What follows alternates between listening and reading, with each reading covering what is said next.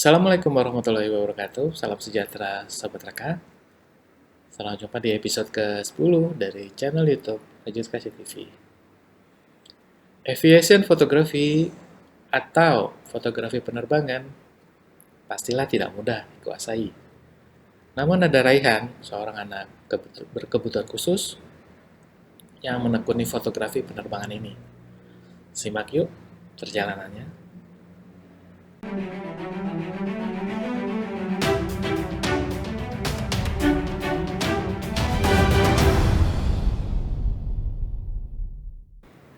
Sobat Raka, kisah Raihan ini bertujuan untuk menginspirasi para orang tua yang mempunyai anak kebutuhan khusus, terutama dalam membimbing dan mengarahkan minat dan kemampuan anak.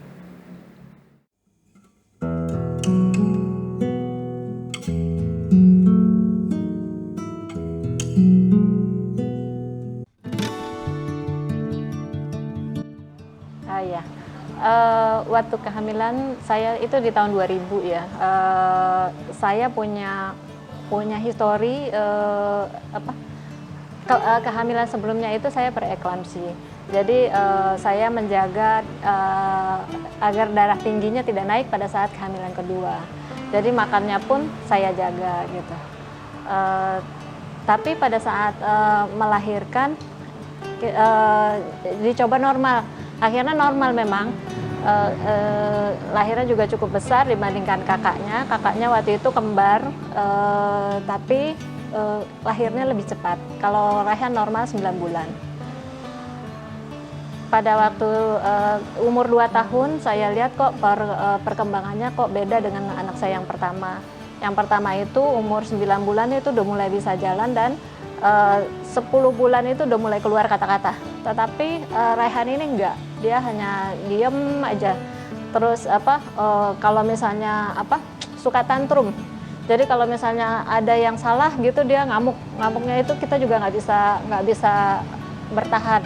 Jadi tenaganya kuat sekali. Saya mulai curiga, akhirnya saya bawa ke dokter anak.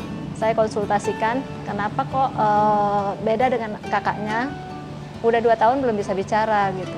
Dokter bilang anak-anak itu masing-masing berbeda, Bu. Jadi nggak bisa disamakan. Jadi Ibu sabar aja, katanya gitu.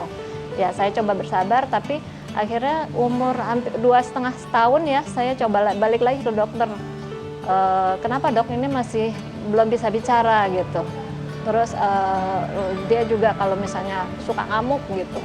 Kalau misalnya kemauannya tidak bisa dituruti. Akhirnya dokter suruh diperiksa keseluruhan, ada juga tes pendengaran dan segala macam itu ya waktu itu. Terus akhirnya disuspek sebagai anak ADHD. Akhirnya dokter kasih saran untuk melakukan terapi. Saya ikutilah waktu itu terapi bicara, sensori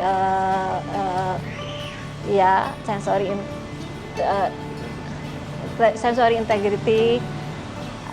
Dengan sabar ya kami ikutilah setiap minggu 2 kali kita melakukan terapi bicara. Tapi masih juga enggak. Akhirnya saya waktu itu dari Jakarta ya pindah ke Bekasi. Pada saat di Bekasi karena dia sudah berumur 7 tahun, saya mencoba memasukkan ke sekolah. Tapi pada mau masuk sekolah itu banyak yang nggak mau terima karena anak saya itu berbeda dengan anak-anak yang lain gitu. Jadi hati saya juga agak sedih juga. Kenapa sih kok anak saya nggak diterima gitu. Terus ada satu sekolah dia bilang, iya boleh kita adalah sekolah inklusi katanya. Tetapi pada saat udah masuk anak saya nggak bisa diem di dalam kelas gitu. Jadi dia suka keluar. Akhirnya di luar, Raihan di luar, didiamkan saja. Jadi ya pelajaran boleh dibilang nggak dapet lah pada saat itu. Dan kebetulan bicaranya juga belum terlalu lancar ya, baru 1-2. Pada saat mengikuti kenaikan kelas pun Raihan akhirnya nggak bisa ikut. Eh, gurunya bilang kita nggak bisa kasih rapot karena tidak bisa lulus gitu. Akhirnya karena kecewa, akhirnya saya tarik anak saya bawa lagi ke Jakarta. Di Jakarta saya coba masukkan ke SD negeri. Kepala sekolahnya bilang kami tidak bisa terima Bu kalau anak-anak seperti ini. Sekolahnya di SLB aja katanya kalau anak seperti ini. Saya nggak mau karena menurut saya anak saya harusnya bisa sekolah di tempat yang biasa, tetapi agar dia bisa beradaptasi dengan orang-orang yang normal, anak-anak yang normal lainnya. Ya, setelah itu akhirnya saya kembali ke Bekasi. Di Bekasi akhirnya ada guru yang menyarankan, guru sekolahnya yang dulu menyarankan sekolahnya ada sekolah, harusnya Rehan itu sekolah di moving class. Jadi kelasnya tidak tetap di dalam kelas, duduk di bangku seperti itu. Jadi akhirnya saya cari, dapatlah sekolah itu di sini, sekolahnya Prima Sakinah namanya. Kebetulan kepala sekolahnya itu adalah ketua PAUD Bekasi ya, Bekasi Timur waktu itu. Dia juga menangani anak-anak berkebutuhan khusus dan sekolahnya itu menerima anak-anak yang berkebutuhan khusus. Jadi semenjak dari situ terlihat perkembangan Rehan. Jadi memang harus sekolah yang menerima anak yang berkebutuhan khusus apa adanya. Jadi teman-temannya juga teman-teman yang normal, yang biasa itu ikut berempati dengan Rehan, dengan teman-temannya yang lain gitu. Nah semenjak itu perkembangannya lumayan agak pesat ya. Terus dia suka sekali melihat awalnya itu dia suka dengan kendaraan mobil. Nah hobinya itu jadi setiap ada pameran di mana di Kemayoran. Nah Rehan minta aku mau datang ke situ katanya. Akhirnya kita coba ajak ke sana. Terus dia dengan SPG di sana aktif bertanya gitu. Padahal anaknya masih kecil banget, masih SD gitu ya. Untungnya SPG itu melayani dia dengan baik. Jadi karena Rehan menguasai kendaraan yang ini mesinnya kayak gini dia tahu itu. Jadi sebelum pergi ke pameran dia itu udah membaca referensi tentang mobil itu. Setelah itu hobi mobil, kemudian sekali waktu kami ajak naik pulang kampung ya, naik pesawat. Wah dia senang banget naik pesawat. Akhirnya dia hobi tuh yang namanya pesawat.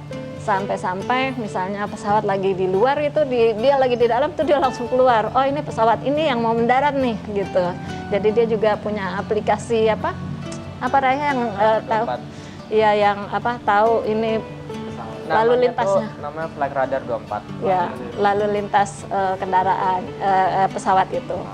Nah, dia juga tahu, oh kalau ini nih pesawat ini mesinnya ini nih, dia tahu gitu. Jadi saya ikutin hobinya. Jadi misalnya dia minta buku tentang otomotif, kita kasih dia otomotif gitu. Tentang pesawat, dia maunya buku-buku itu minta dibeliin, ya kita beliin. Akhirnya pernah sekali waktu itu dia minta namanya bukunya waktu itu udah nggak ada di toko buku. Saya coba cari-cari di referensi di toko buku bekas, akhirnya dapat dikirimkan. Wah senang banget dia gitu. Oh buku lama ya? Iya buku lama. Nah dari situlah jadi saya ngelihat apapun yang dia inginkan kita coba menyalurkan. Terutama waktu mau masuk SMP saya juga kebingungan. Bisakah dia masuk SMP normal gitu. Alhamdulillah waktu itu dia kita lakukan tes di SMP Torik ya. Akhirnya dia lulus, tapi saya juga menyampaikan bahwa anak saya anak yang latar belakangnya anak berkebutuhan khusus, tapi gurunya menerima, ya nggak apa-apa katanya gitu. Akhirnya dia bisa sekolah di situ. Dari situ dia menyalurkan hobinya yaitu pramuka. Pada saat pramuka itu senang banget setiap minggu, setiap ada kemah ya, camping itu dia selalu ikuti. pernah sekali ada perkemahan apa? Di Malaysia lah pokoknya. Ya, perkemahan di Malaysia. Dia minta ikut, akhirnya dia ngumpulin uang nih, nabung gitu. Terus akhirnya di Desember kalau nggak salah ya. Desember akhirnya berangkatlah ke Malaysia gitu. Jadi jangan berkecil hati kalau kita punya anak berkebutuhan khusus. Kalau dia punya hobi apapun, cobalah usahakan untuk disalurkan. Kalau misalnya dia bisa mengikuti, alhamdulillah semuanya akan mudah gitu. Apabila kita ikuti apa yang dia mau, biasanya dia akan semangat, senang.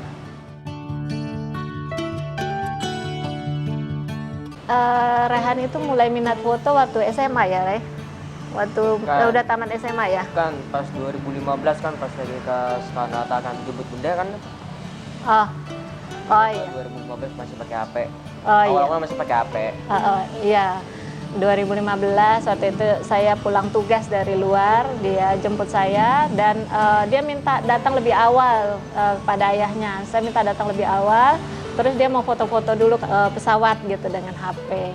Nah itulah mulai dia senang ngambil foto-foto gambar-gambar pesawat terbang. Setelah itu dia pinjam kamera kakaknya waktu itu.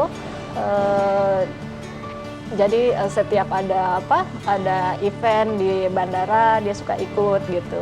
Terus mulai berkenalan dengan orang-orang aviasi itu mulai kapan ya, Reh? Itu udah dari 2020 sih kenalan sama orang bandara, pilot. Iya. Stakeholder lah. Iya, dari situlah akhirnya dia ya waktu itu hampir setiap minggu ya dia pergi hari Sabtu dia ke mana? Ke Halim terus ke Kanata. Ya, terus ke Soekarno-Hatta juga gitu. Saya awalnya agak marah juga. Kenapa sih kamu setiap hari Sabtu Minggu itu nggak pernah ada di rumah gitu? Iya, aku ini sama teman-teman katanya. Ya, yang penting jangan yang enggak ya, yang nakal-nakal saya nggak suka, saya bilang gitu. Iya, dia membuktikan itu dan pernah sekali saya ikut ke bandara, dia hunting. Ya benar gitu, ada teman-temannya di situ yang ngambil foto pesawat. Itu sih.